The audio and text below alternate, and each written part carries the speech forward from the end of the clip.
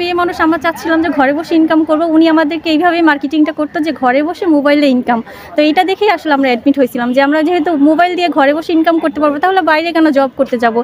আমরা digital marketing course করতে এসে প্রতারিত হয়েছি। আমাদের সেই জায়গা থেকে আমাদেরকে যখন আমরা কথা বলি আমাদেরকে বিভিন্ন সময় হ্যারাস করা হয়। আমরা সেই বিষয় নিয়ে প্রতিবাদ করছি।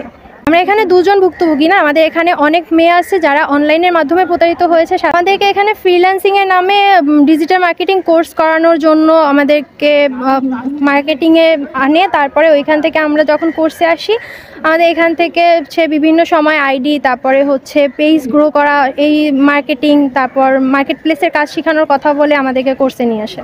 আমরা কাজ কিছুই শিখতে পারি না। সে আমাদেরকে বলছে বেসিক থেকে অ্যাডভান্স শিখাবে, কিন্তু সে আমাদেরকে শুধু বেসিক শিখাইছে, যেমন account create, page create, account grow করা। এগুলো তো বেসিক কাজ, এগুলো এর চেয়ে অ্যাডভান্স কাজ আমরা ফ্রিতে ইউটিউবেই পাচ্ছি। এছাড়া তার অনেক অনিয়ম আছে যেগুলো নিয়ে আমরা এই বিষয় নিয়ে কথা বলার মাধ্যমে সে সবসময় এই বিষয় নিয়ে আমাদেরকে অ্যাটাক করতো, যে কারণে আমরা এই মুহূর্তে ক্লাস করতে চাচ্ছি না। আমরা চাচ্ছি সব মেয়েরা সচেতন হোক। সরকার যেখানে মেয়েদেরকে ফ্রিল্যান্সিং এর জন্য এত সুন্দর সুন্দর সুযোগ সুবিধা দিচ্ছে, সেই জায়গা থেকে যে মেয়েরা বা সব আইটি সেক্টর থেকে যে যারা প্রতারণা করে, সেই বিষয়গুলো সরকারের একটা সুদৃষ্টি পড়ুক, যেখান থেকে সব মেয়েরা বা ছেলেরা যেখানে ফ্রিল্যান্সিংয়ের নামে প্রতারিত হচ্ছে, এই বিষয়টা সব সরকার একটা সুষ্ঠু তদন্তের মাধ্যমে এখানে আইনানুগ ব্যবস্থা নিক। যাতে পরিচয়ের মাধ্যমটা থাকে যে প্রথমে উনি বিভিন্ন সময়ে বলে যে আমাদের এই পেজে আমি ফ্রি কোর্স দিয়ে দিব আপনার, বা একটা গাছ লাগানোর কোর্স দিব, ফ্রি কোর্স থাকবে, এখানে আপনি 50 জন 100 জনকে মেনশন করবেন, ইনভাইট করবেন। তো সেখানে ইনভাইটের মাধ্যমে বিভিন্ন সময় মেয়েরা এখানে গ্রুপে আসে, যখন আসে তারপরে এখানে বিভিন্ন সময় আর্নিং কন্টেস্ট দেওয়া হয়।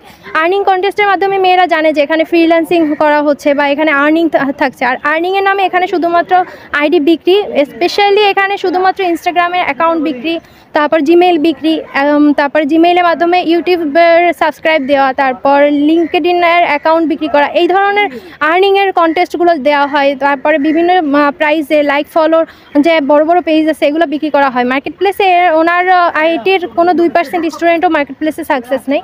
তো সেই জায়গা থেকে যখন মেয়েরা এখানে কোর্সের জন্য আসে, যে আর্নিং করছে বা পরবর্তী কোর্সে আসছে, আর পাশাপাশি উনি প্রথম ক্লাসের সময়, শেষ ক্লাসের সময়, তারপর নারী দিবস, ঈদের সময়, তারপর আর্নিং কন্টেস্টের মাধ্যমে বলে যে আপনারা কন্টেন্ট রাইটিংয়ে আপনাদের কতটুকু দক্ষ, আপনারা আপনাদের বেসিকটা দেখতে চাই, বা আপনি কোর্সে কেন আসছেন, আপনার উদ্দেশ্য কি। আপনারা সরাসরি এই পর্যন্ত দেখা করেছেন বা যোগাযোগ হয়েছে? উনি একটা মিট আপ করে এক স্টুডেন্টের মাধ্যমে উনি কালের কণ্ঠ পত্রিকায় একটা প্রতিবেদন করে। সেই জায়গা থেকে তার কিছুদিনের মধ্যে সে হঠাৎ করে একটা মিট আপের প্ল্যান করে। সেই জায়গা থেকে সে স্টুডেন্টদেরকে জানায়নি যে এখানে এনটিভির প্রতিবেদন হবে।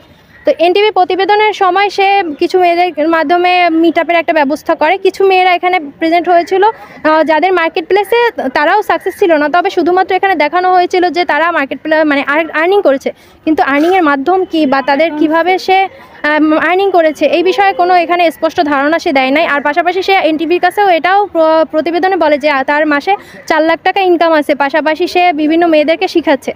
সে তো টাকার বিনিময়ে 4000, 5000 এবং এখন বর্তমানে সে 7000 টাকা অনলাইন ফি এবং অফলাইনে 12000 টাকা ফি, ওয়েবসাইটে 3700 টাকা ফির মাধ্যমে ওনার কয়েক হাজার স্টুডেন্ট আছে এখানে, যে উনি বেসিক মানে অ্যাডভান্স ডিজিটাল মার্কেটিং শেখানোর নামে উনি শুধুমাত্র বেসিক কোর্সের সীমাবদ্ধ কিছু আমাদেরকে মডিউলের টপিক শেখাচ্ছে, যেটা অ্যাডভান্স লেভেলের আওতাভুক্ত না।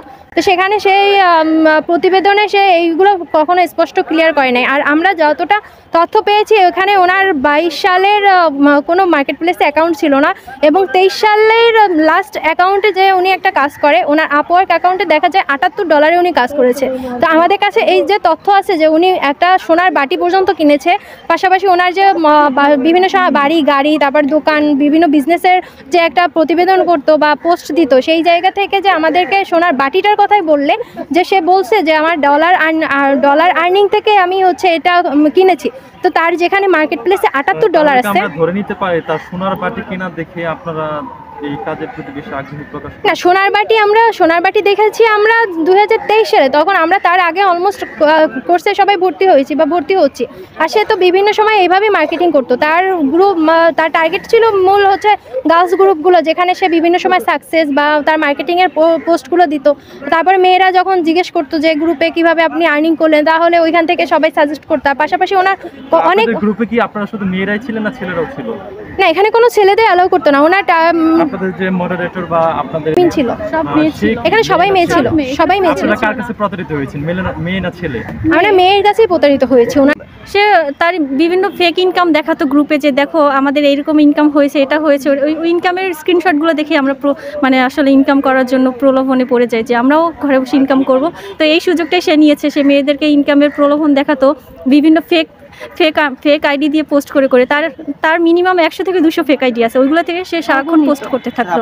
আমরা মেয়ে মানুষ, আমরা চাচ্ছিলাম যে ঘরে বসে ইনকাম করব। উনি আমাদেরকে এইভাবেই মার্কেটিংটা করতো যে ঘরে বসে মোবাইলে ইনকাম।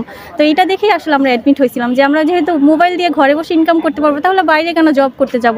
এই জন্যই মূলত অ্যাডমিট হওয়া হয়েছিল আর কি। ঘরে বসে ইনকাম করার জন্য আপনাদের মতো আরো কতজন মেয়ে প্রতারিত হয়েছে? তার এখন 38টা ব্যাচ, প্রত্যেক ব্যাচে মিনিমাম 200 থেকে 300, 30 ব্যাচ পর্যন্ত 300 ছিল। এখন 30-এর পর থেকে তার এক একটা ব্যাচে 500, 700, ইভেন 38 ব্যাচে তার 1500 স্টুডেন্ট, একটা ব্যাচেই 1500 স্টুডেন্ট তার। হ্যাঁ, আমরা এটাই চাই যে আমাদের মতো আর কেউ প্রতারিত না হোক, সে যাতে তার এই বিজনেসটা বন্ধ করে আর আমাদের টাকাটা ফেরত দিয়ে দেয়, কোর্স ফি।